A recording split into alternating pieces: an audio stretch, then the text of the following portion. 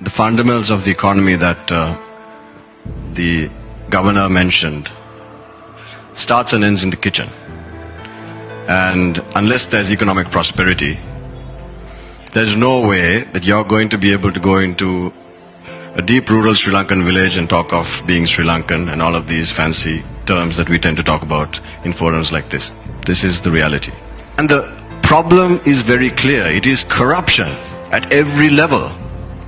Politics has completely failed the people.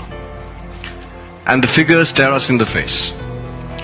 Today, our average household income is around 62,000 rupees, which doesn't sound too bad. But if you dig a little deeper, you will find that 40% of our households survive on less than half of that. The richest 50%, the richest 20% controls 50.4% of our average household income. So in addition to rampant poverty, it is also inequality that must be addressed.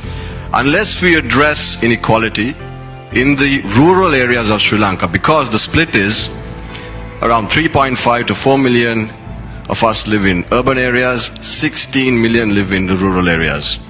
Add another million in the estate sector, that's 17 million Sri Lankans. So that's where the problem is. We have 6-lane highways in Hambantota. Half an hour away from this highway, we have people living in trees. We have a village in Matale, in which of the 140 villagers who live there, 62 are in the final stage of renal failure. Our education is in shambles. We have an education minister who spends most of his time trying to fiddle around with a tender to give children tabs. When our village schools have collapsed, face facts, and then let's begin to deal with the cause, not the symptom. Let's do what we can and hold our leaders responsible. Sri Lanka is not a small nation. Unfortunately, we have small leaders.